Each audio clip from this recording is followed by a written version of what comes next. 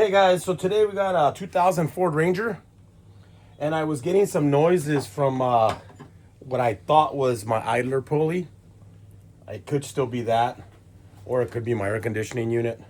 I went ahead and replaced the top idler pulley on here, which was basically this one.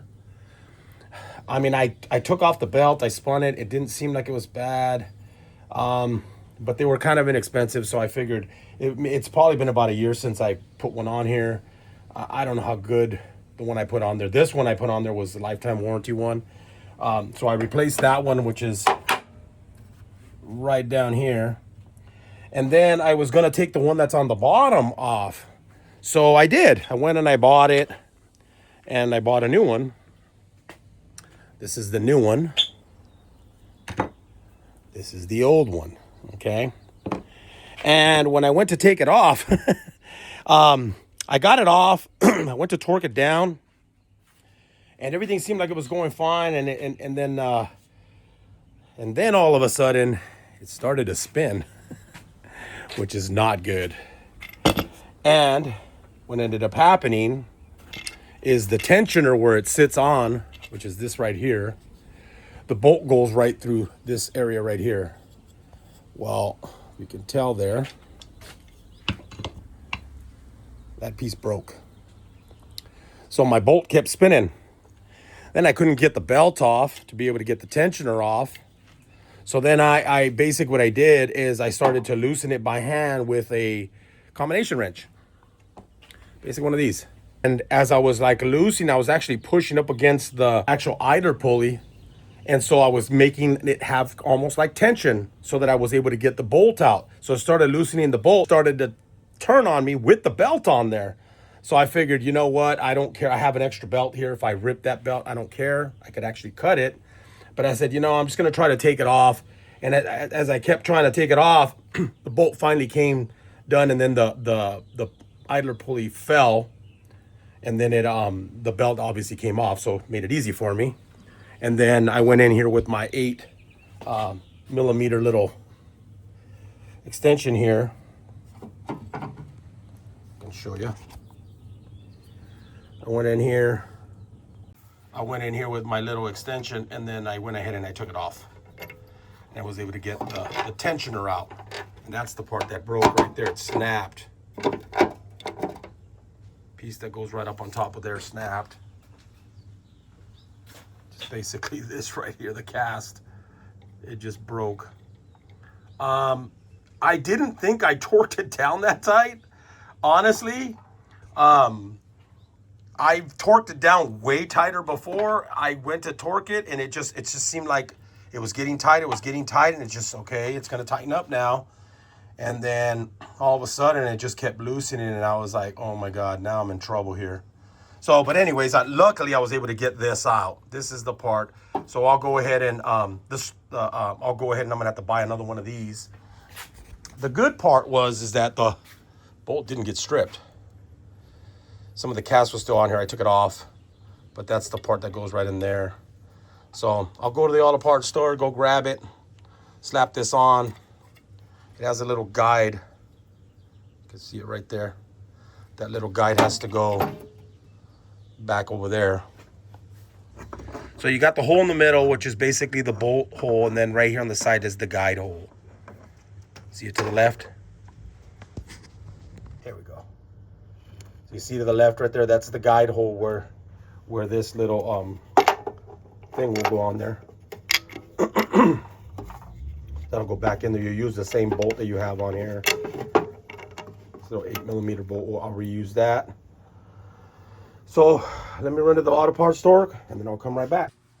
Okay, so we got the new tensioner, and it actually comes with this idler already on here, so we don't have to mount that. We just got to put that on there. Only thing is that this does use a Torx. I don't know why they use a Torx in here. It's so tight. I don't know why they went to this design, man. This is a 50 millimeter, I think. I don't know what you call it. think I can get it in there. This is my breaker bar, but it's because you don't have a whole lot of room in there. So we're gonna get that in there. We gotta align that little guide right here. And then this thing does have a little, I don't know if it's like a rubber washer so that the screw doesn't, yeah, it's rubber. Just so that the screw doesn't fall off.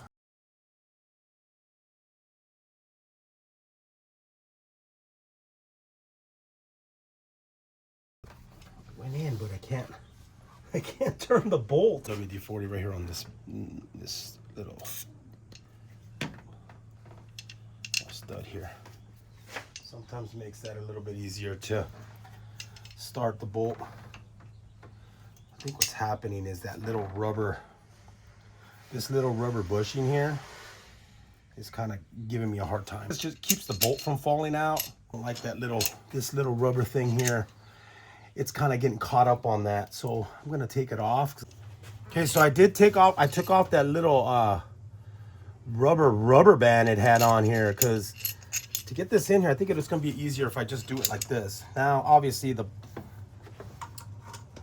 stud or bolt can fall a lot easier this way, but I just think it's easier to get it in here. Not fighting, trying to get the screw in there. I'm like, I couldn't spin it. I could get to a certain point and then the rubber band gets in the way. I think it would be easier if I took off this pulley on top. I just put this one on yesterday, thinking that maybe the noise was coming from there. Both these pulleys, I replaced them, I think about a year ago.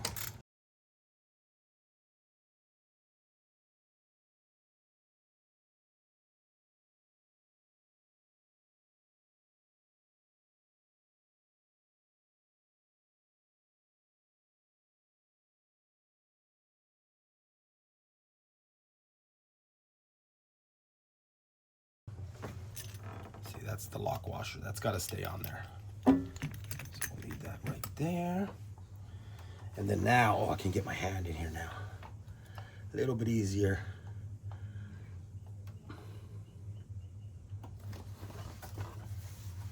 And then we'll try to position this a little bit. And then try to tighten it by hand. Oh, that's much easier. So yeah, you definitely have to take off that upper idler to get in here. There it is right there. So you see, like, this has to face up. That little spot right there needs to face up. The locking mechanism is like on the left side, and then this is like right in the middle. So it's almost like a horizontal. It's got to sit. Okay. So try to get in there with just the socket and try to tighten it down as much as you can by hand. Because you're not going to be able to really get a really big ratchet in here. I mean, this one here is my breaker bar. It's a tiny breaker bar, but I'm able to get that on there a little bit just to maybe come down a little bit. Because it doesn't seem like I can get a ratchet in here.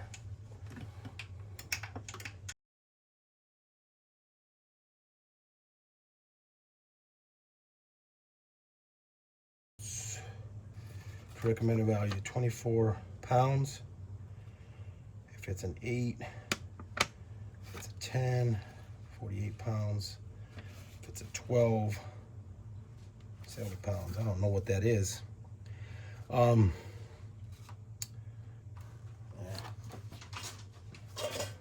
Try to hand tighten it the best we can.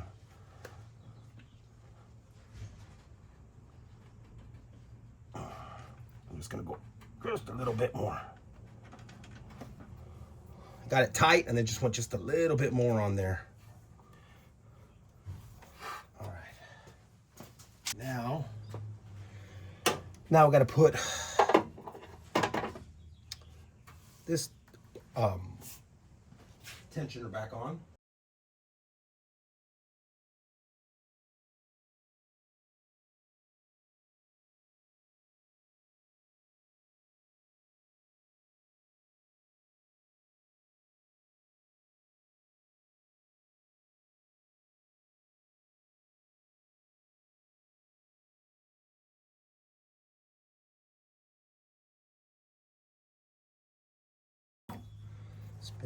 Spin that, we're good.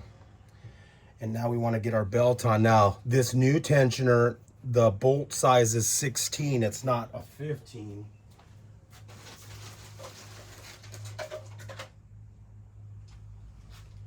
So I definitely have to switch, I switched that out. Because when I started, it was a 15. Let me move you real quick. Okay, let's make sure.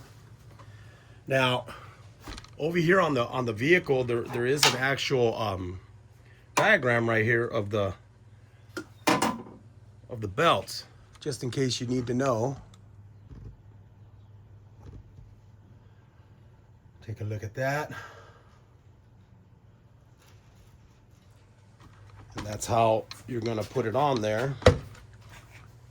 See, it needs to go under here. Like that. The hardest part is the ones in the middle. Because it's gotta, this one here has gotta go like that, and then it's gotta wrap around this pulley here. So normally what you wanna do is take that off. And then wrap it around that pulley right there. And then right now when we push the tensioner down, we can actually hook it onto there. But we want to make sure that it's situated on all the grooves. Go like this. Grab a hold of that. And we're going to move it this way. And that should give us enough pulley to go ahead and be able to wrap the belt.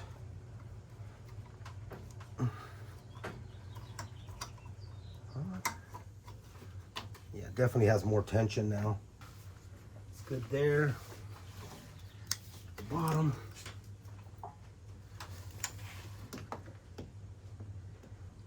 Yeah, looks good. Looks like we're wrapped all the way around. Everything's good. I'm gonna test it out real quick.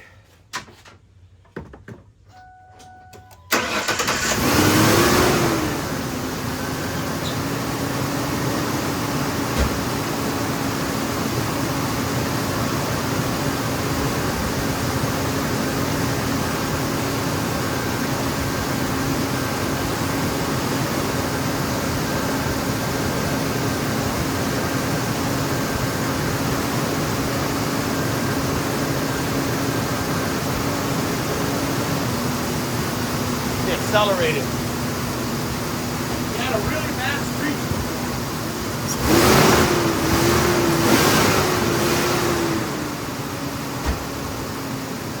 Yeah, it looked like it got rid of the screech.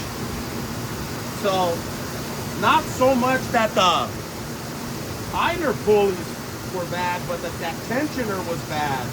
Even the guy at O'Reilly said, yeah, they don't last very long, but I've never replaced the tensioner on it. I've always just replaced the idler on there. So, you know, hopefully this helps one of you guys, man. It was a real bad screeching sound every time I accelerated. I had just gotten this car back from getting the condenser fixed and then started screeching. I started thinking, oh man, what did this guy do to my car? But I could have swore there was a noise coming from there. It wasn't as bad. I swapped out the belt thinking maybe he got something on the belt because I had an extra belt. The noise kind of went away and it came right back. And then I replaced the top idler, and it went away a little bit, and then it came right back when I started to drive a little bit under a load, or when I accelerated it. But this morning when I drove into the shop, it was like, give me a second, let me turn this off.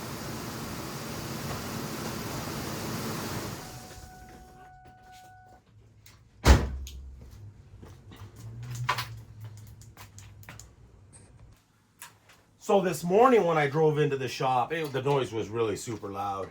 It didn't go away at all. I mean, it was just screeching. And I went to replace that bottom piece, and then that's when all this fiasco happened. The part where you tighten it up broke. The casting for the bolt broke, and then I had a hell of a time trying to get it out of there. I ended up getting it out with the combination wrench, just loosening it. I couldn't get the belt out. I was gonna have to cut the belt, but I since it had tension on there, I was able to kind of loosen it, and then the pulley started turning sideways, which gave me a little bit more leverage with the bolt coming out, since I thought maybe it had gotten stripped. And as I pulled it out, I finally it finally came out, and the idler fell, and then obviously the belt came loose. And then when I looked in there, it had a broken piece of the casting, which was this. So yeah, I mean, it's kind of crazy that happened.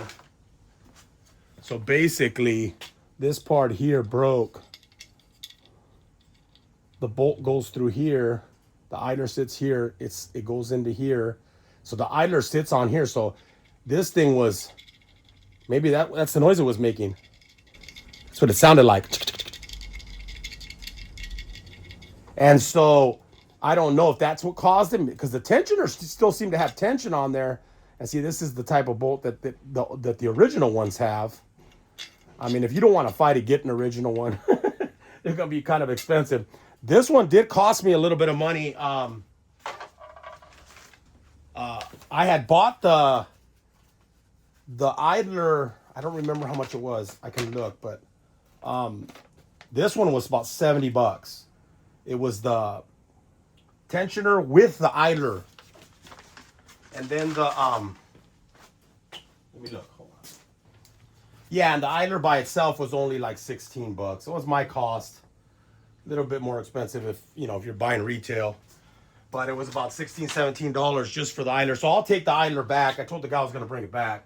So I'll get a little bit of that money back. So basically both pulleys, tensioner, were about $90. So, okay. Well, anyways, guys, thanks for watching.